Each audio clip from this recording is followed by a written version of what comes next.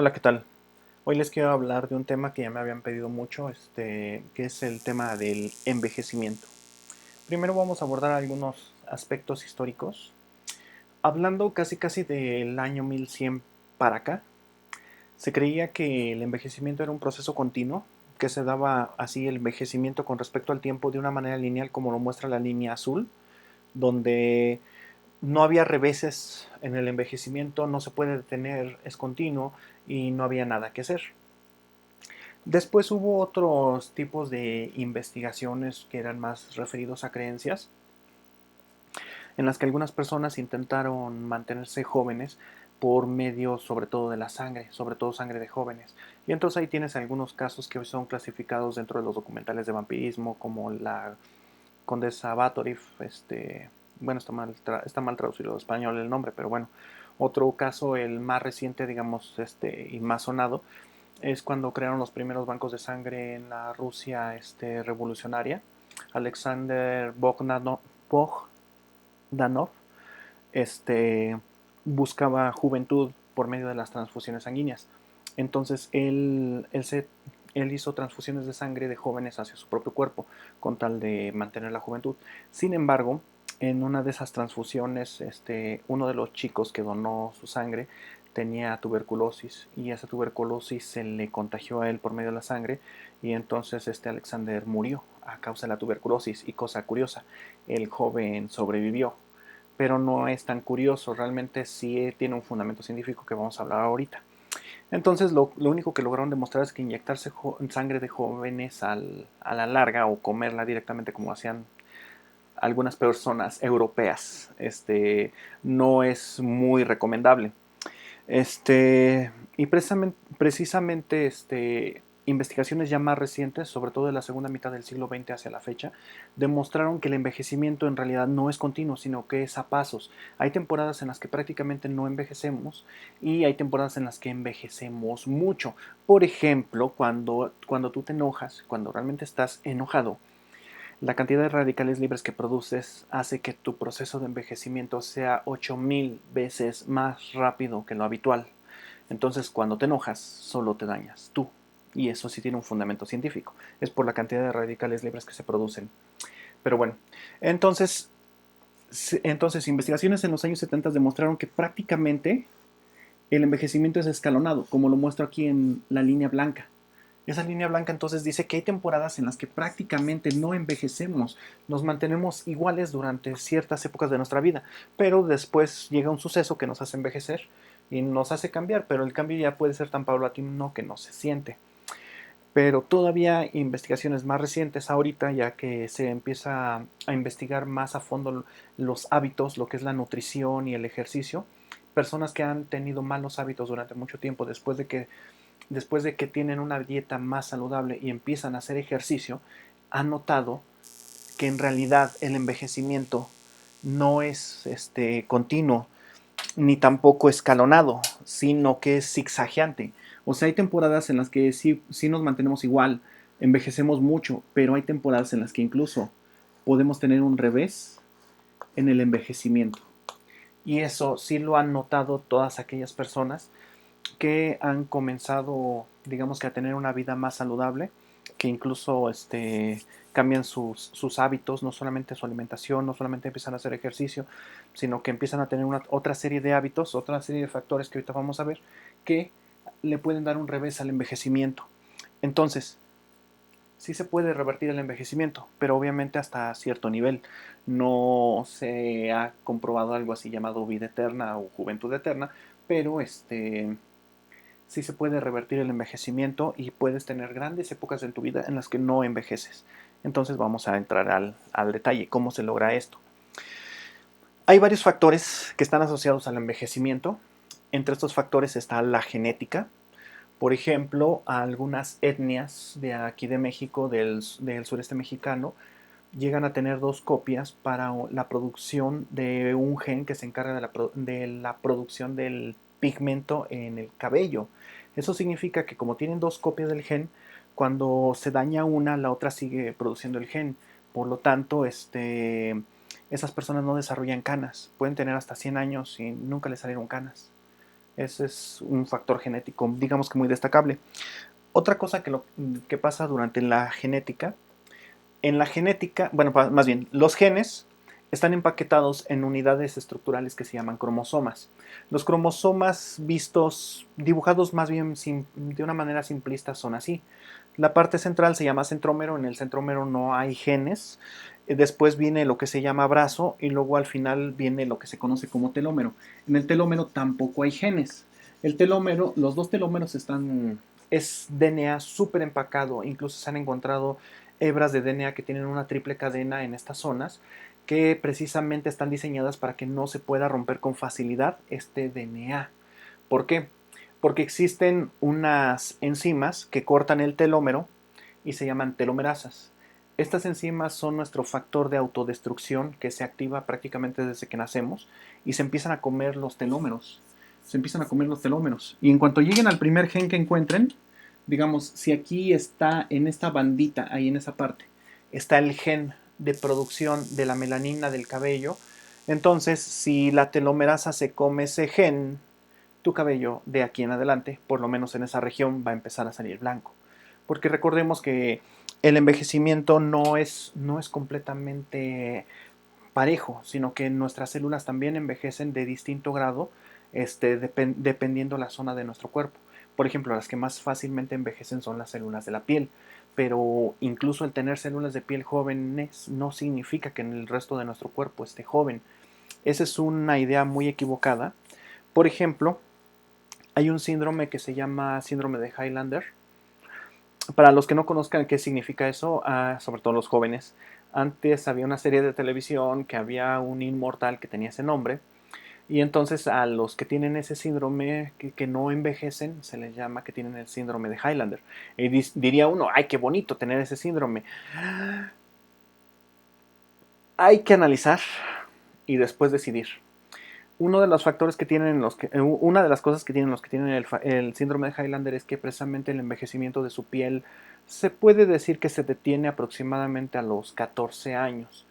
Eso significa que van a sufrir acné hasta los 60. Pero la mayoría de ellos nunca llegan ni siquiera a la madurez sexual. Otra cosa es que todos sus órganos internos, su cerebro, su pulmón, su hígado, todo, siguen envejeciendo. Entonces pueden tener demencia senil, pueden tener cirrosis hepática, pueden tener diabetes, cualquier otra enfermedad que se pueden achacar a la edad y su piel verse joven. Pero también como no llegan a la madurez sexual, también algunos órganos no se les desarrollan completamente que están asociados precisamente a la madurez sexual.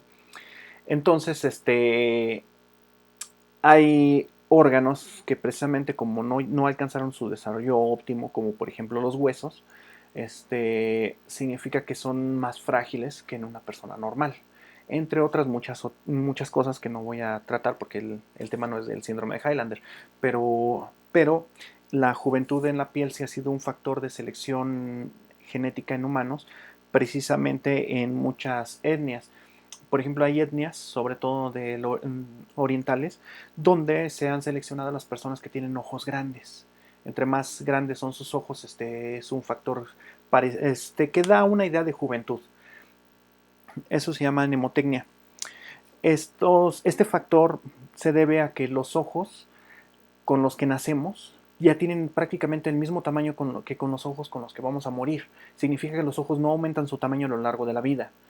Entonces, conforme va pasando el tiempo, el cráneo crece, pero los ojos no. Eso da la ilusión de que los ojos se van haciendo cada vez más pequeños con el paso del tiempo.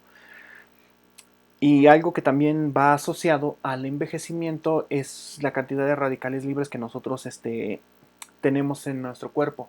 Un mecanismo de protección para evitar que seamos invadidos de radicales libres es evitar las luces fuertes cuando ya tenemos demasiados radicales libres. Cuando no, cuando nuestros mecanismos de antioxidantes están muy bien, muy sanos, no hay problema. La luz nos gusta mucho. Y entonces eso es un factor que tú lo notas en personas. Véanlo en algunos actores vean actores cuando tenían 18 años y ahorita que ya tienen 60. Ya hay una gran diferencia, no en el tamaño de sus ojos, pero sí en la cantidad de luz que permiten que entre. Porque una persona de 18 años, precisamente como sus mecanismos antioxidantes son un poco más eficientes, digámoslo así nada más, Entonces, abren más los ojos. Una persona que ya tiene problemas con los radicales libres tiende a abrir menos los ojos. Incluso ya llega un momento en el que tienes fotofobia, así de, ay, no, espérate. Y precisamente eso, la fotofobia, aparte de los radicales libres, sucede por otros factores, pero es un factor asociado al envejecimiento. Otros factores que se encuentran es, por ejemplo, la alimentación. Todos los que hayan cambiado sus hábitos alimenticios sabrán que se pueden sentir incluso mucho más jóvenes debido a la alimentación. Uno de los órganos que desgraciadamente no se ve cómo está envejeciendo, porque hasta que lo notas es demasiado tarde, es el cerebro. El cerebro, todos los que han comido tacos de sesos o cosas así sabrán que tiene gran cantidad de grasa. Lo que pasa es que las neuronas son principalmente membranas celulares y la membrana celular prácticamente está hecha de grasa, con proteínas, pero es en su mayoría grasa. Entonces, gran cantidad de las grasas que nosotros ingerimos van a parar a nuestro sistema nervioso. El problema es que hay grasas que no nos sirven, no las podemos metabolizar. Esto se llama índice de saponificación a las grasas que nosotros podemos asimilar. La saponificación es el proceso mediante el cual se hace jabón. Viene de sapon, en griego, que significa espuma, y de ahí derivan algunos nombres, como en griego, sabón, swap, y en México, que es jabón. Pero bueno, no en todos los países que hablan español le llaman jabón al jabón tal cual, pero bueno. Entonces, la saponificación es transformar una grasa mediante hidróxido de sodio, sosa cáustica, en jabón. Y precisamente el grupo químico donde actúa la sosa cáustica es el mismo grupo químico donde nuestras enzimas actúan, pero hay grasas que fueron modificadas químicamente que no son saponificables. La sosa no les hace nada, y muchísimo menos nuestras enzimas, porque químicamente son menos activas que el hidróxido de sodio. Curiosamente, estas grasas se utilizan mucho en la panificación. Entonces, todos los panes precisamente se hacen con este tipo de mantecas vegetales. Hay panes que no, hay panes que se hacen con mantequilla. La margarina tiene este proceso químico que evita que nosotros la podamos modificar, asimilar literalmente. Entonces, todas estas grasas que no son metabolizables, al ir a parar a las neuronas, las van atrofiando a la larga. Y entonces, una persona que sí come mucho pan va a tener atrofia neuronal tarde o temprano, pérdida de memoria y hacerse mucho más susceptible a enfermedades neurodegenerativas.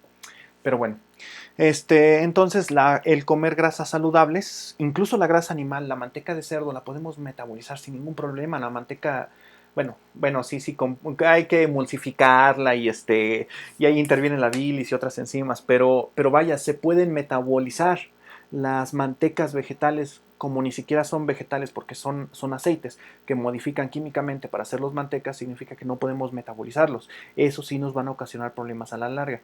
Envejecimiento neuronal, que para muchos no nos preocupa, pero es envejecimiento para rápido. El ejercicio es súper genial también para eliminar este tipo de grasas. ¿Por qué? Porque todas las personas que han hecho ejercicio, sobre todo de alta actividad cardíaca, donde terminas con el sudor así como saludo de bandera, habrán notado que la cantidad de grasas que transpiras aumenta mucho, la gran cantidad de grasas que sacas por tu piel aumenta mucho. ¿Por qué? Porque las grasas se enrancian.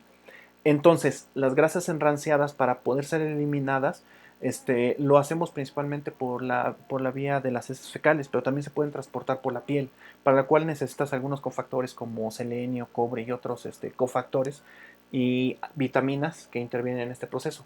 Pero el ejercicio acelera mucho este proceso. Por eso, después de hacer ejercicio, prácticamente en la nariz, en la frente, gran cantidad de grasas son eliminadas. Esas grasas ya estaban oxidadas, porque por eso son transportadas a la piel para ser eliminadas.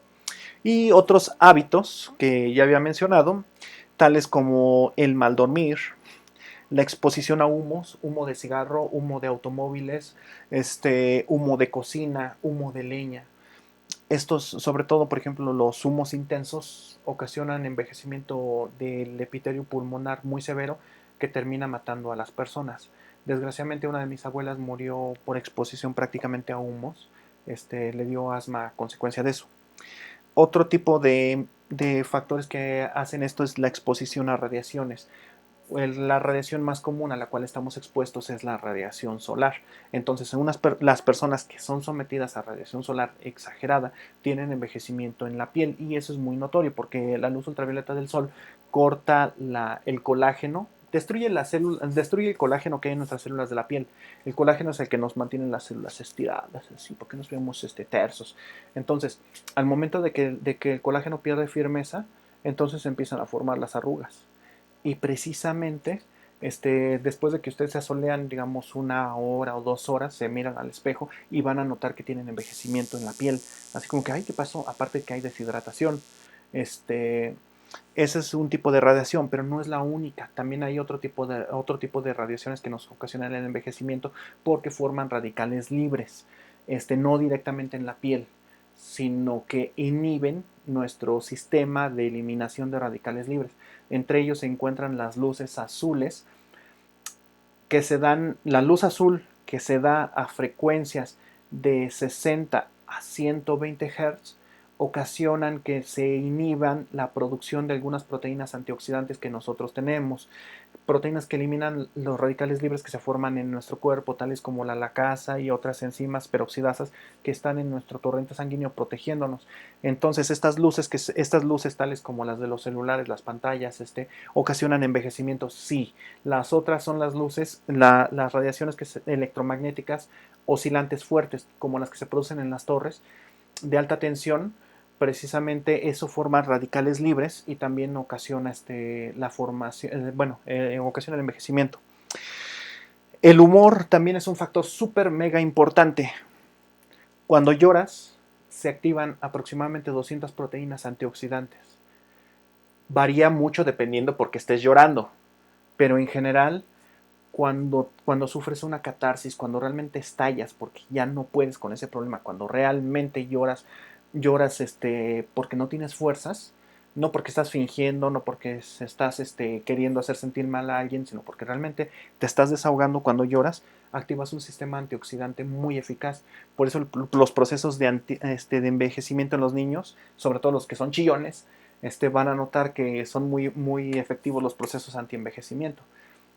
Otra cosa que te mantiene saludable es reír. Reír activa el sistema inmune y también activa la producción de proteínas antioxidantes. También voy a hablar que los antioxidantes no son tan buenos como muchos les hacen creer. Otros factores como cantar hace que también se liberen antioxidantes.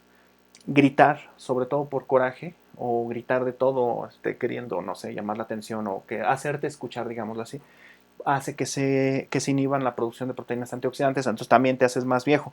Enojarse también. Enojarse elimina la capacidad de división de muchas células del sistema inmune que se encargan de la eliminación de células que están dañadas, sobre todo células cancerosas o células infectadas con virus. Entonces las personas que son más enojonas son más susceptibles a enfermarse por enfermedades virales o sufrir cáncer. Y otro factor importante que es la sugestión, bueno, nada más para que se vea tantito, la sugestión es un factor también muy importante. Entonces, hay personas que precisamente dicen, no, no, yo no estoy viejo y me pongo mi mascarilla de aguacate y cosas así, y se sugestionan a que no van a envejecer, y sí los pueden mantener saludables hasta cierto punto, pero vaya, por más que te pongas tus mascarillas de aguacate y digas que te mantienes joven y te haces tratamientos faciales y fumas, no duermes, gracias por participar. Vamos a hablar ahora de las horas de sueño. Todo el mundo asocia el mantenerse joven con las horas de sueño. La pregunta es, ¿para qué dormimos? Si usted piensa que dormimos para descansar, se equivoca. El cerebro trabaja más cuando está dormido y algunos músculos hasta se tensan más cuando estás dormido. No descansas, bioquímicamente hablando. ¿Qué es lo que pasa? Hay una hormona que se libera cuando estás dormido, que es la hormona del crecimiento. La hormona del crecimiento se libera para reparar el tejido dañado, que no es lo mismo que descansar. El efecto fisiológico es que te sientes descansado y bla, bla, bla, pero en realidad lo que está pasando es que estabas bioquímicamente trabajando para reparar el daño. Y la hormona solamente se libera cuando hay daño. Cuando te dañas, cuando haces ejercicio o cuando estás creciendo. Entonces, por eso los bebés, como tienen una tasa metabólica muy alta porque están dividiendo sus células, liberan mucha hormona del crecimiento precisamente porque no se considera un daño tal cual, pero precisamente duermen mucho porque necesitan liberar la hormona para que haya división celular. Y cuando haces ejercicio se dañan tus células. Y precisamente para reparar el daño que hace el ejercicio, porque si daña, generas muchos radicales libres cuando estás haciendo ejercicio. Pero muchos, llegas a generar más que cuando estás enojado. ¿Cuál es la diferencia? Que cuando haces ejercicio, también liberas los factores que van a ocasionar al final que se reparen tus células, que son las neurotrofinas y otras hormonas que se me fue el nombre. Ay, bendito Alzheimer.